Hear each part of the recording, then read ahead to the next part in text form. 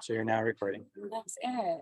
Okay, thank you, Evan. I felt like I needed moral support to make sure I was doing this right when, And if you really want to, we can also check that the microphone's working just by using Zoom's feature. Do you feel comfortable with that? yeah, it's the last class didn't come and Mike and I were just in here right before the last class, so it worked, but maybe we should just test it. This is the speaker. Yeah, it will sound a little more distant. So the closer you can be, the better. Does this project to the whole room though? Or is This this is just your for microphone. recording? This is just your microphone. For recording? Yep. Okay. And then the sound is actually projected through speakers across it. I just wasn't going to correct you guys because a lot of people call this a speaker and it's one and the same. So when she talks, like, will people be able to hear her in the space, like in here through that or no? To do that, you would use this gooseneck, which I think there's feedback when you have both, right? because this is just going into Zoom, it's kind of an endpoint, so it doesn't feed back into it. Okay, If we had like a wireless mic and it stood underneath the speaker, okay, then that's when you get feedback. okay. Do you think you could just project like your voice? Yeah. Okay. Because when we tested everything else without that, like last time we did a talk in here, the audio didn't end up coming out. So Yeah, I'm just nervous about they're two it. separate systems. Okay. They're not even interlinked Okay. together. And if you do want a wireless mic, we should have one in the cabinet behind you. So, Okay. The clicker. So I'm just gonna, I'll sit right there. I am gonna reach the bathroom first. So this is already recording. This, we can just do play from beginning. We'll just leave that on. you want to make sure that it goes forward and backwards real quick. Cool. And I'll just sit right there. So like, if it's like not working, I can always come up and do more. Yeah, a big thing that we have happen is people interact with Zoom. Yeah. They minimize it and then they don't click on their presentation again. So then they go to use the Yeah. clicker and it never works because it thinks they're trying to interact with Zoom, not presentation. Okay. So that's why I'm like, if you ever go out of it and back into it, always make sure you click on your presentation and it'll go back and forth. Okay. You guys are good on how to change the sound and stuff as well What do you mean change the sound? for volume? Like if it's too Oh, quiet from or too here. loud. Yeah. Yeah. So hit the and then it just Okay. kind of oppressive. Okay. So Oh, it went down. Oh, no, it didn't, you're right. Sorry. Yeah. I don't know why I'm correcting you when you know what the hell you're talking about. no worries. Sorry. Man, pointing to. You guys want to dim the lights at all? Just help. This seemed to work well for recording. No, like, It's just whenever you have the lights lower, Yeah. it's back white, it helps you. So I think it's a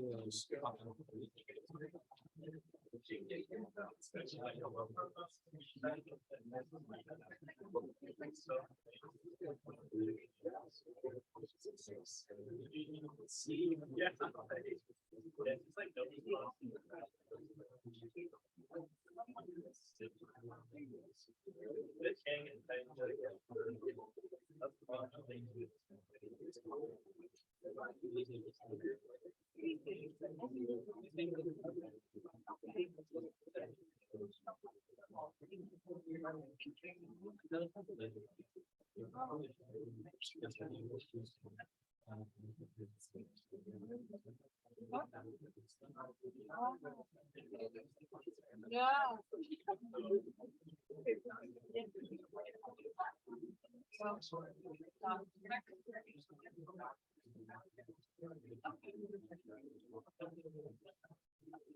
Yeah.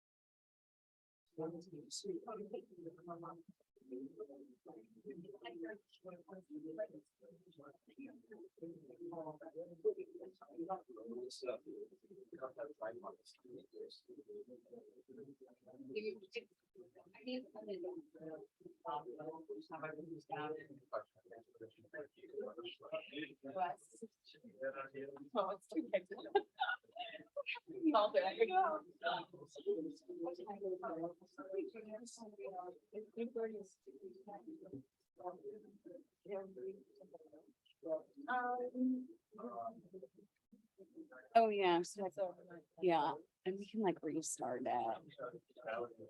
Oh.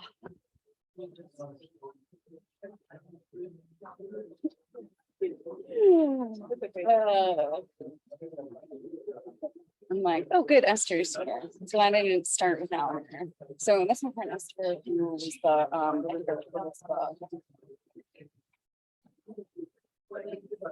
I don't know how to say that. I can't help Esther.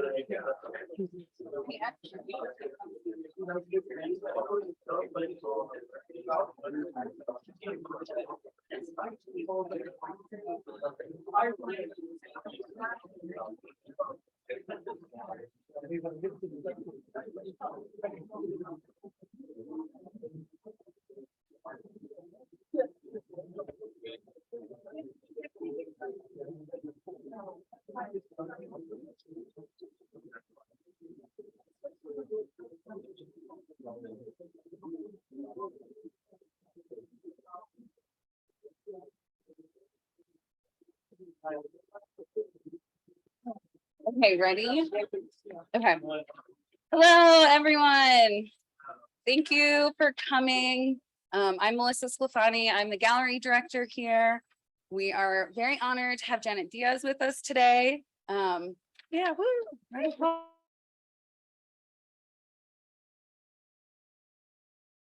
I'm going to get us started by reading our land acknowledgement. We acknowledge the land that Fort Lewis College is situated upon is the ancestral and territory of the Ute people who were forcibly removed by the US government. We also acknowledge this land is connected to the communal and ceremonial spaces of the Apache, the Pueblos of New Mexico, Hopi, and Dene nations. It's important to acknowledge the setting because the narratives of the lands in this region have long been told from dominant perspectives without full recognition of the original land stewards who continue to inhabit and connect with this land. Thank you for your attention and respect in acknowledging this important legacy. And I just want to read a quick poem from poetry that our very own Esther Boleyn edited this summer on land acknowledgements. And I found this to be a great poem. Red Rock Giant, and this is by Michaela Merriman. Red Rock Giants, holy in another life, gawked at in hot pink Jeeps for $30 an hour. 25 cents to peer into the eyes of the mountain through a rusted looking glass. Tourists stumble over themselves to see their faces in the forefront and ours the background. 5,000 men strong, we watched as our brothers lost their footing to 10,000 white intruders. They now call it Soldier Pass, after the ensanguined hand of General Crook. So thank you for listening. I'm so honored to introduce Janet Diaz Muro. She is a first-generation Mexican-American Chicana artist. Diaz addresses issues of migration, immigration, labor rights, identity, and social justice. She graduated from Arizona State University with her Master of Fine Arts focused in printmaking.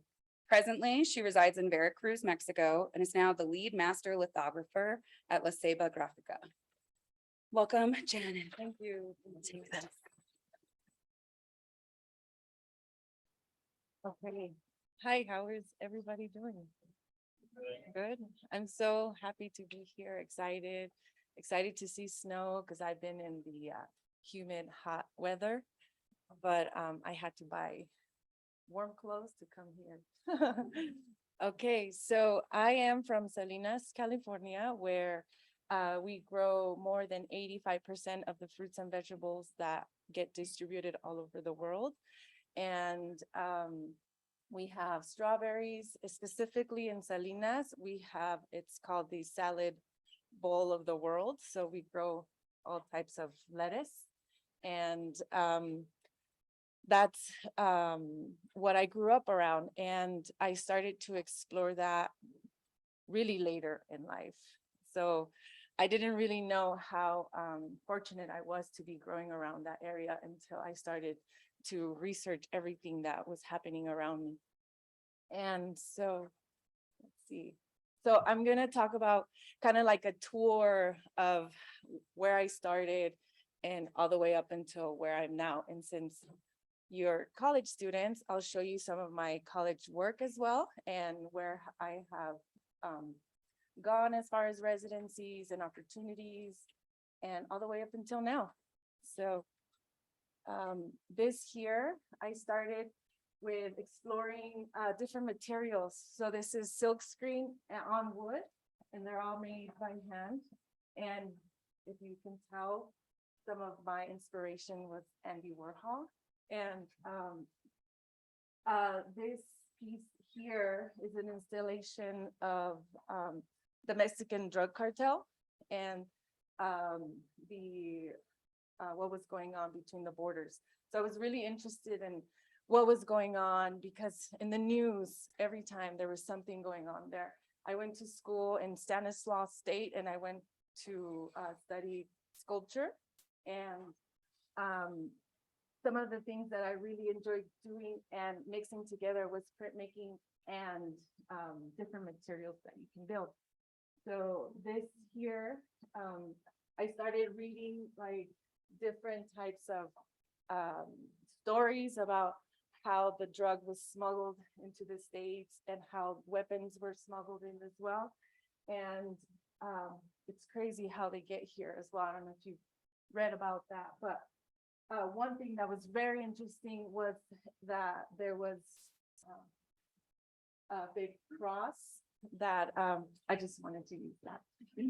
And they smuggled cocaine inside this cross. And if you'd see that, you would think, okay, it's religious. You wouldn't think that like there would be something inside this like bronze sculpture. So inside there was weapons, there was drugs, and all of these faces here, when I started to really research and getting deep into it, I came across a lot of amputated, really gruesome images online. And that's what I decided to use. And I really went in very graphic, and it started to really mess with me and my, I don't know, my moods. I mean, it's really sad, everything that's going on. So then I started to really get into it, and I decided that I wanted to switch it up and not really talk about these topics anymore, because I wanted to just talk about, I don't know. At this point, I didn't know yet. And here you can see I silk screen the blocks, pesos, and US money. And then this was my first sculpture that I did, made out of plaster. And I didn't know that I could sculpt this way until one of my professors was like, no, you really have to do this. So when your professor sees something in you, like really pay attention to that, because you don't know what you can discover as well. And then this here, I was very interested in the stories, like stories about people, and then stories about immigration and how people cross the border and what do they go through to get here as well. So this particular piece is about a woman that got into a barrel and with her baby to cross the border. And I mean, when she went across, well, she passed. She was suffocated inside a barrel. So this and many, many stories that happen this way for people looking for a better future here. So this is just one of many stories that I have run into. And this was actually a family member, not of mine, but a friend of mine's family member that this happened. And it was really, really sad to hear about it. And then this is more of the they're life size. So it's actually you can fit somebody inside. And this is more of the details. And it was displayed on a what is this, a pallet? And let me see. Okay, so then after my BFA in California, I applied to ASU and I got in. I applied to other places too, but it was too expensive to go to. So I just decided to go to ASU because they offered so many things. So one of the first things a professor said, please look for all the opportunities you can get, look for all the funding you can get to travel and get to know, so you can also get to know what kind of artists you want to do, what kind of topics you want to talk about as well. And so my first year at ASU, I was invited to an art residency in Michoacan. And this here is the San Juan Paranguaricutiro Church, buried by the Baricutin volcano that last erupted in 1943. And this is the church that was buried. And so I was exploring this this place and trying to really get inspired, because we all had to do a piece of art in the land somewhere. And since I was already kind of talking about death, and I kind of was in like this transitional phase of like still thinking about death, not sure why, I decided to, that's my friend and I, you can actually go inside the church, and this is at the very bottom, like you have to go through rocks and stuff to get to this place.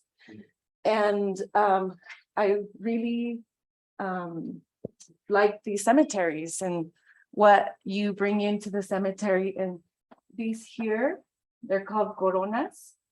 I can't say it in English, wreaths or wreaths. So I really, really like those, and I looked at them everywhere, and I was really inspired by that. So just through the days, I was there a month and a half. So I mean, when you go to art residency, you're there, you're exploring, you're getting to meet new people. You're also forgetting, oh no, I'm here to do a piece of artwork, I gotta focus. But then there's other beautiful things happening as well that are also inspiring to the work that you're gonna do. And so there was just something about these coronas. And so I decided to kind of think about that. Like, what is it about this place? This volcano last erupted in 1943. Fortunately, nobody died, which was incredible. And so here, the volcano, we decided to also hike up the volcano, which was one of the hardest things that I've ever done. And I actually trained a little bit to be able to go up there. And I was actually the first one to get up there. So I was really, really proud of myself. And so just so you see the scale inside. So this is the scale to the volcano size. So this is already inside. And of course you have to take a picture like that, right? So this is all working towards the inspiration of like, okay, enough of this, I gotta get to work. So what did I do? I did a corona. So part of it, this was also a learning experience for me, because land art, we were using things that we found around the area. So I use these sticks, and I actually went to go to like a small local wood shop, and they cut all of these things out for me. And but then I had to use, what is this? Do you know what this is called? Like, yes, yeah, pine needles.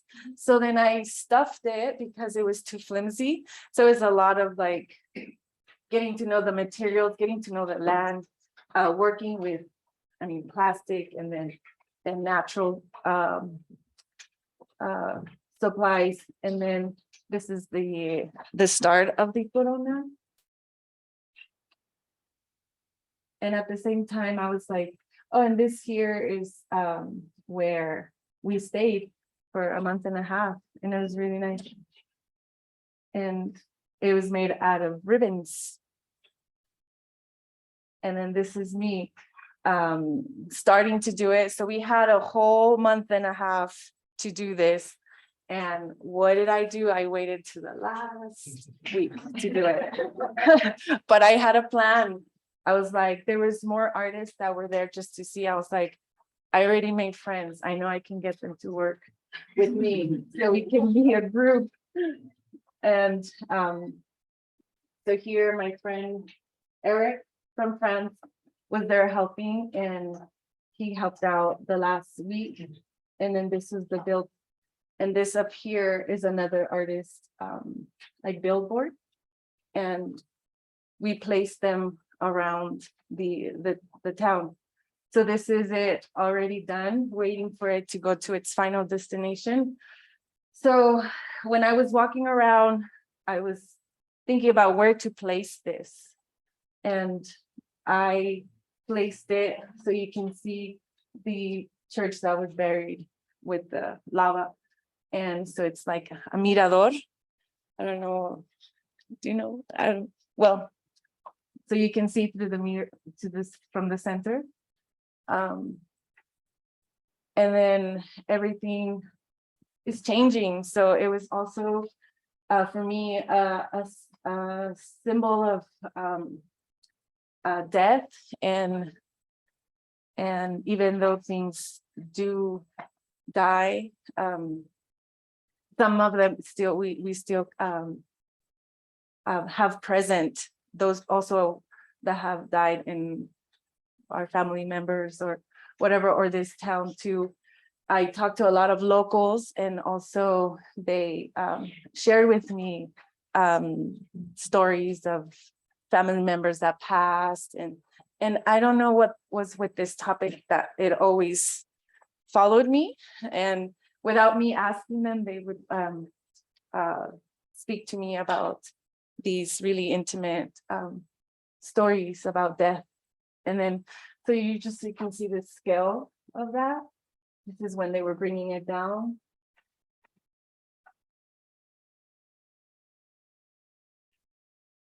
And then I also traveled to Gardur, Iceland, and I got to make a piece there as well.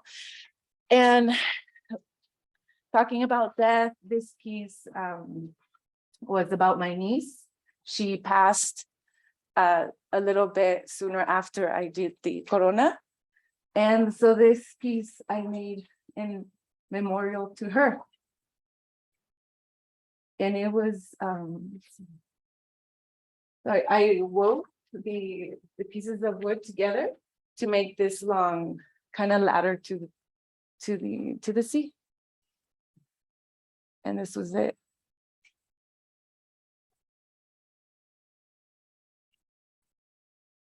And then so I came back to ASU, and trying to figure out what I'm going to focus my art on. What is my thesis going to be on? What am I going to do? And right next to is the Mexican-US border. So I spent a lot of time in this border and saw a lot of immigration trucks. And this is part of the border.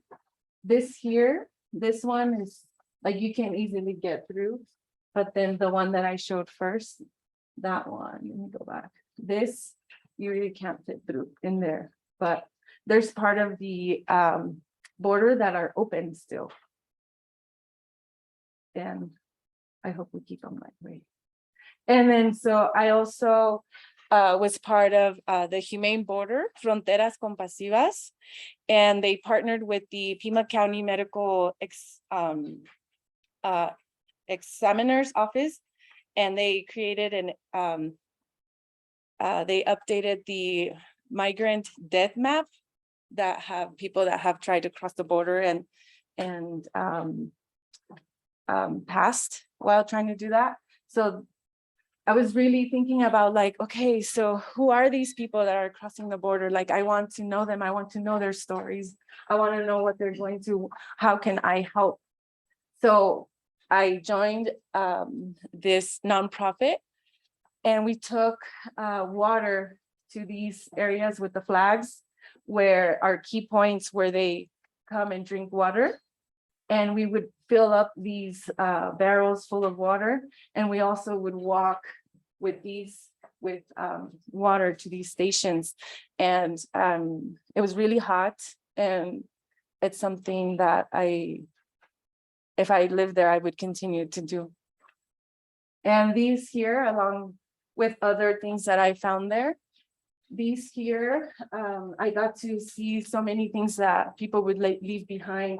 And this here is, they would tie these around their shoes, and there's like, it's like a carpet, just so when you walk, you don't need any footprints.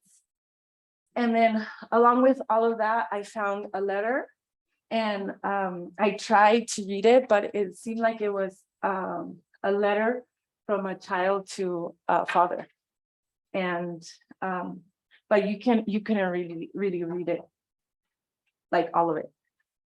And then this here blankets, and then these here, they're water jugs, and they're black for a reason.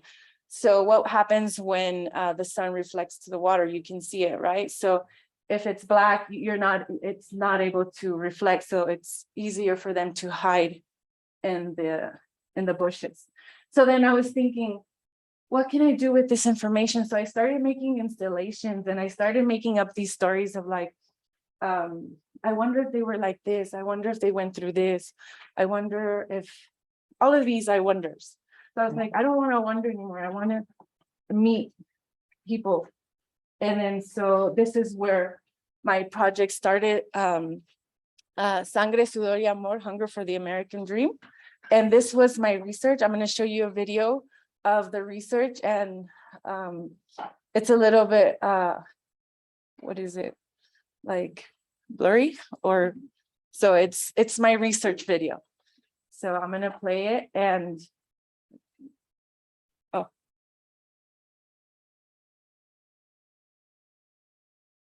Maybe here. No.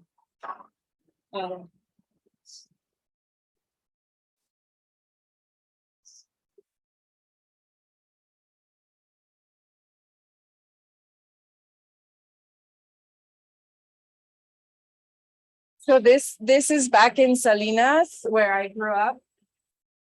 So I chose to go back to where I'm from because I was like, of course, my family did this. Like, it's my family that crossed the border to come and look for a better future for me. So thinking back and growing up and all of this agriculture and the people that harvest all our food, like they are the ones that are crossing, like they're the ones that have these stories. They're the ones that I want to know. And this here is part of my research. This video is when I first started to like approach the areas. And then I started to really get in contact with these ranch. And so I can actually go in there, and for them not to be afraid that, oh, who is this person taking pictures of me? So I got to know a lot of people this way. And I was like, how can I relate to them more? So during my college, when I was in my master's, I in the summers, I would go back home and I would work in the fields with them. And that's how I got to experience what this type of work was and how labor intensive it was. So, and then somebody asked one time, is it fast forward? It's like, no, that's just how fast they work.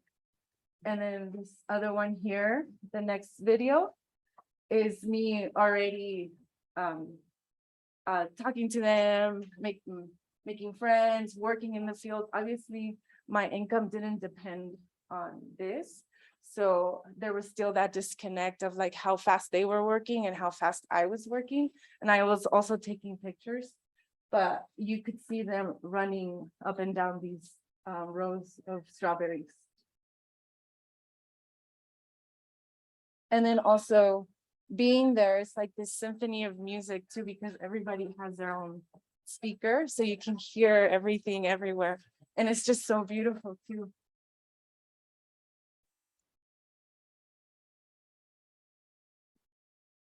I probably should take some video classes too. And I also got to learn a lot about strawberries. And right now in California, I don't know if you read about the floods and things like that. People were worried that they would ruin the produce, but on the contrary, it actually helped it because a lot of the minerals that the farmers put on the plants, they don't have to put as much as they do because of all the rain and all of this soil that was nourished by the rain. So then I started taking documenting pictures. And at this point, I didn't really know what I wanted to do with all of this information. I was just like soaking it all in. So part of the pieces that I make, I also want to experience what I'm showing in my pieces. So these are strawberries. And then you see this here.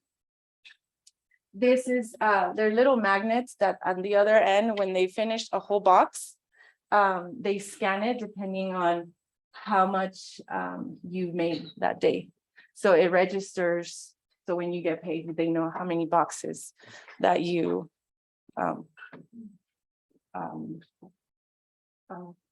harvest. Or yes. And yes.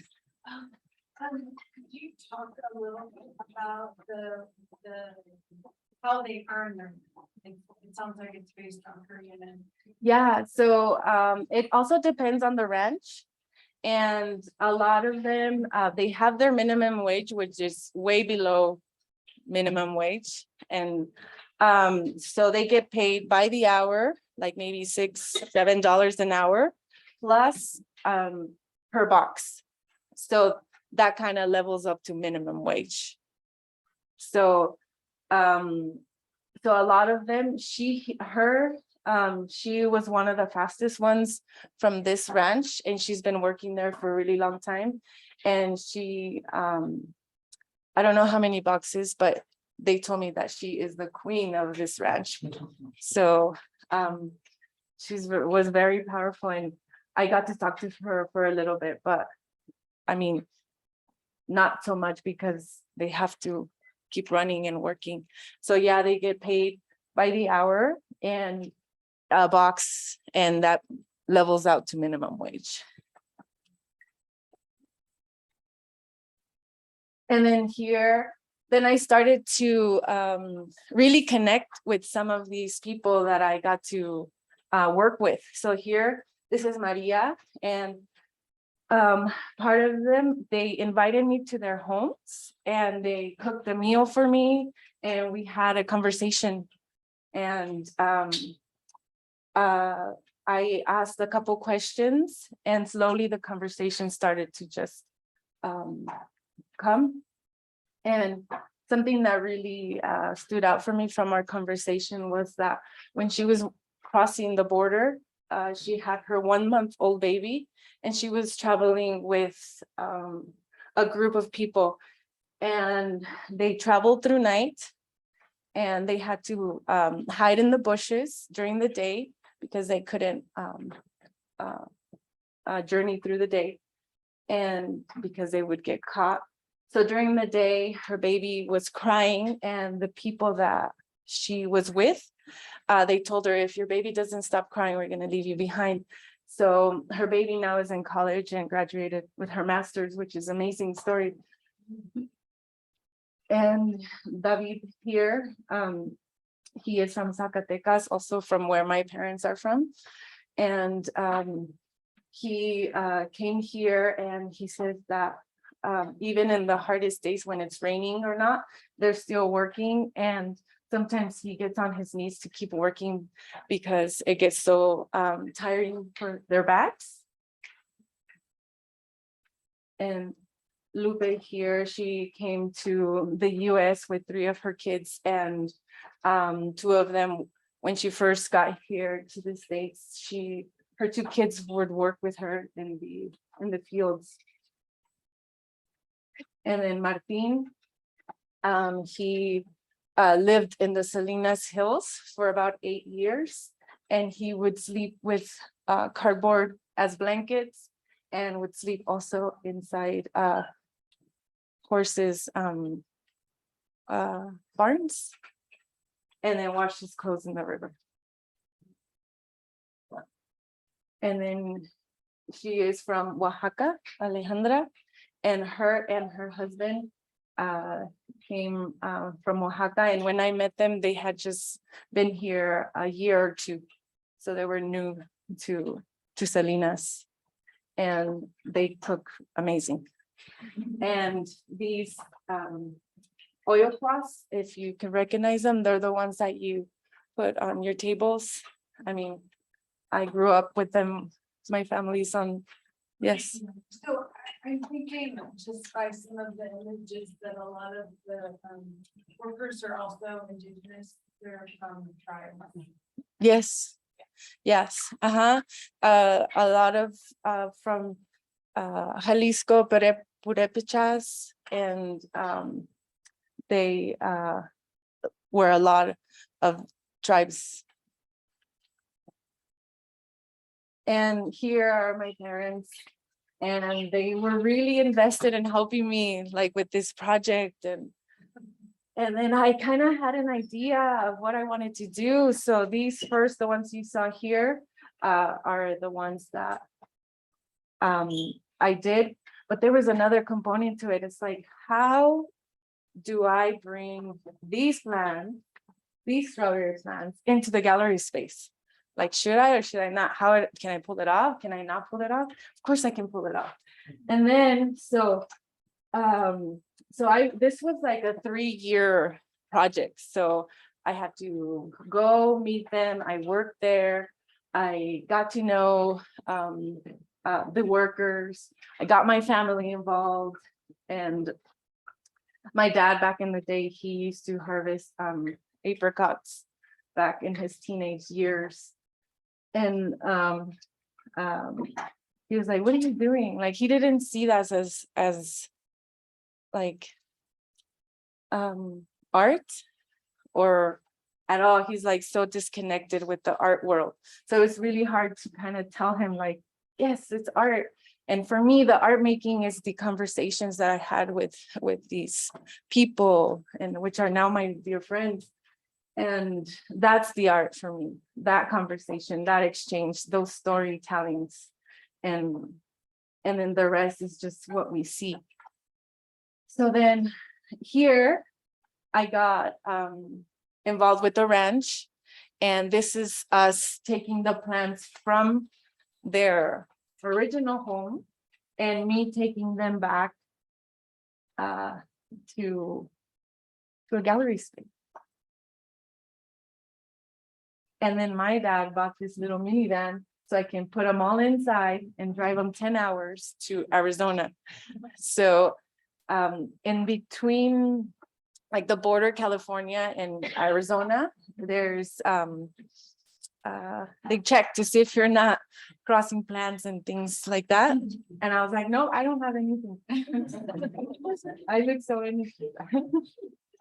And then so here is Sid, which I dragged her along. Melissa knows her too. Some of y'all know her, she's here. Yeah, she was here. Yeah. And we drove to California 10 hours and we did this. We got there. We drove 10 hours to Salinas, got the strawberry plants, and then we attended a family reunion party, which was great, and 3 hours of sleep, and we drove back. So this is us like really working to the limit. So these are all the plants. And my original idea was to have people be able to walk through the strawberry rows. And and I know some of you are thinking strawberry fields forever, right? So, and then I was like, wait, I have the plants, but now I need dirt. Where am I gonna get the dirt from? Like, I didn't think, I mean, we were kind of figuring it out as we went too. So you can find anything on Craigslist, even dirt.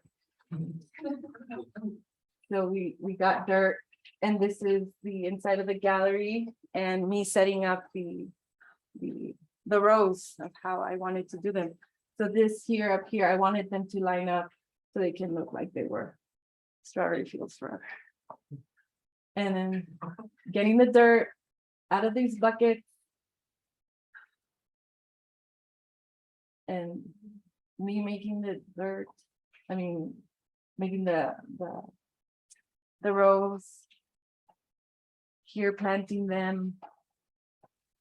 So there was one thing my dad told me, he's like, you need to fertilize them or else they won't survive for your show. My show was a week out from this.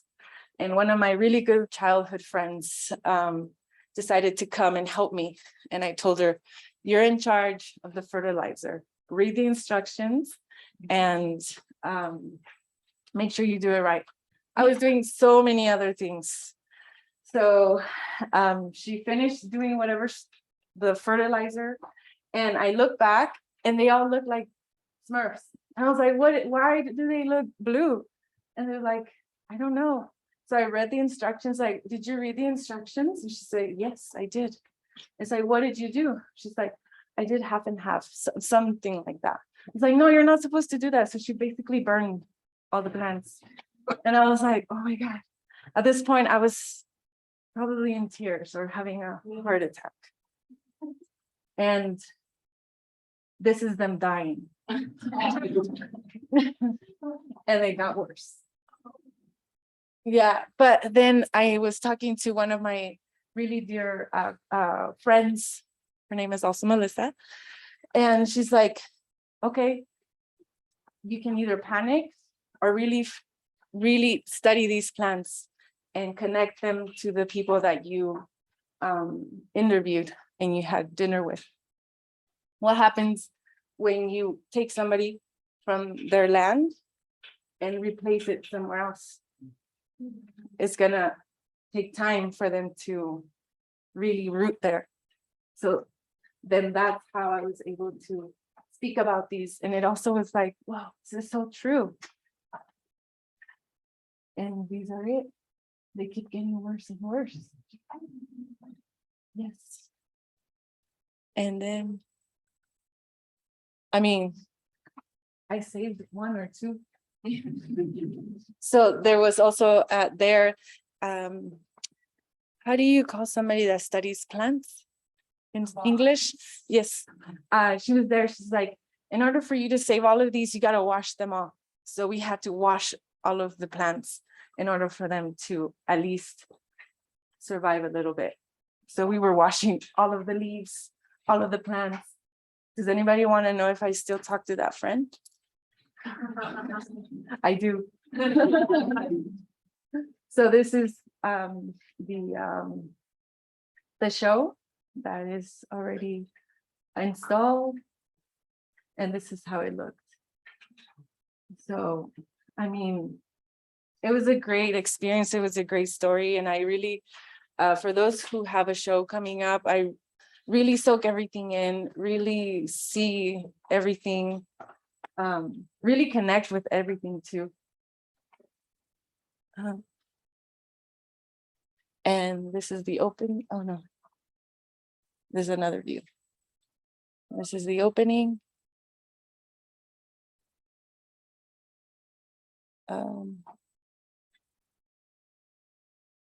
And I really wanted people to walk through the roads because a lot of people really surprisingly didn't know how strawberries were grown, and that really confused me.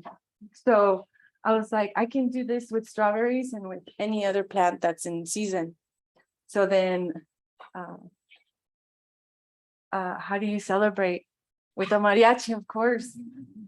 And it was a great time, and we had an amazing time. And at the end, I didn't remember what happened with my friend that burned my plants, but it was a great experience, and it brought people together. And my family, for the first time, which they're here, they knew what I did for a living. They didn't know until that they attended this show. And let's see. And then the end.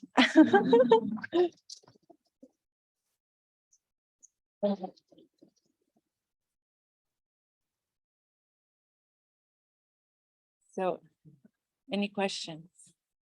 Yes. What would the average day for a strawberry farmer like being look like from waking to sleep?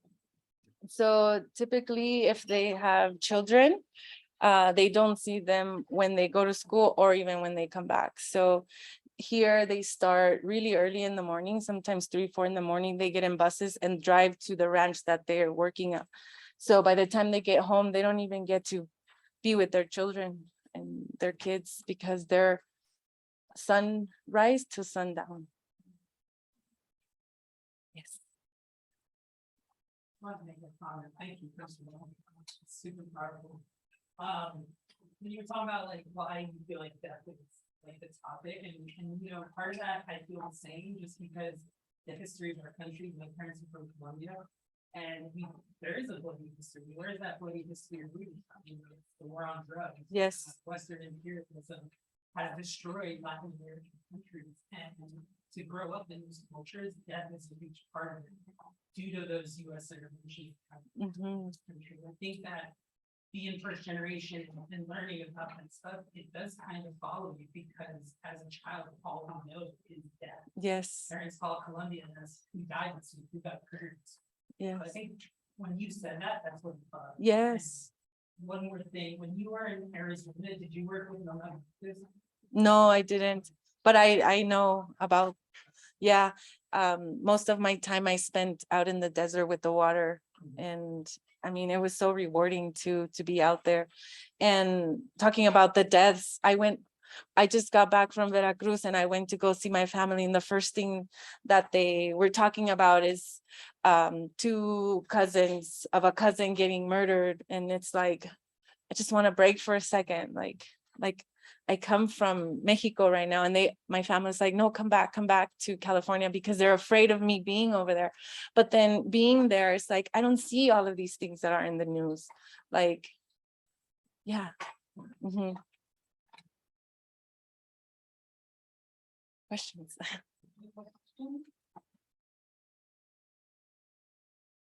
Okay, well, thank you, Janet. Yeah. So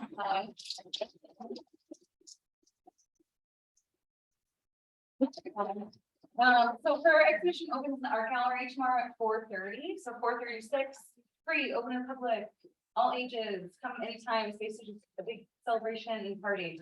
So come on by. We'll see each of you there. Thank you for coming. 4:30 to 6 tomorrow. Yes. Great. Thank you. That was really nice. Yeah, it was great to know. Oh, good. Yeah, I don't know. But then who's like your stride? Yeah, you did great. I have the best year. I mean, it's one thing to. Yeah. And then it's another one to kind of. Hold on, Steve.